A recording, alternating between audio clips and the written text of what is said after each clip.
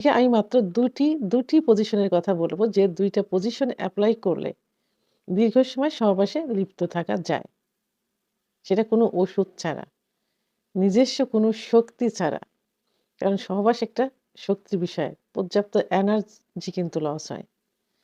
তো সেক্ষেত্রে সাধারণত একটা পজিশনই বাঙালি বেশি এপ্লাই করে থাকে সেটা হলো যেটা ইসলামও সাপোর্ট করে সেটা হলো যে স্ত্রী নিচে বেডে শায়িত অবস্থায় থাকবেন আর অ স্বামী উপরে যৌন মিলন, যৌন কার্য সম্পাদন করবেন উপর থেকে। তো এটা যদি বিপরীতভাবে করা যায় অর্থাৎ স্বামী নিচেই থাকবেন, বেডে থাকবেন, উপরে স্ত্রী যৌনিকার্য সহবাস করবেন। তো এই পজিশনে যদি সহবাস করা যায় তাহলে দীর্ঘ সময় কিন্তু সহবাসে লিপ্ত থাকা যায়।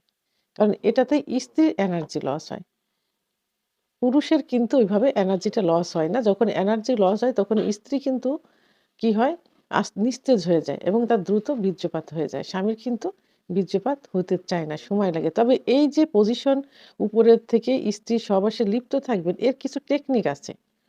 অর্থাৎ যখন সহবাসে লিপ্ত থাকবেন স্বামী নিচে, উপরে স্ত্রী, তখন স্ত্রী একটু ঝুঁকে থাকবেন স্বামীর দিকে।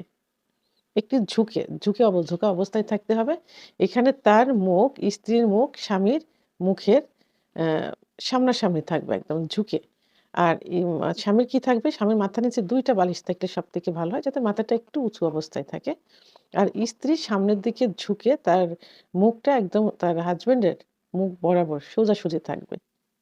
আরেকটা হলো যে স্ত্রীর যে ব্রেস্ট মানে স্তন স্বামীর একদম ঝুঁকা অবস্থায় থাকতে হবে, মুখ বরাবর থাকতে হবে। এই পজিশনে যদি সহবাস করা যায় তাহলে দীর্ঘ সময় সহবাসে লিপ্ত থাকা যায়।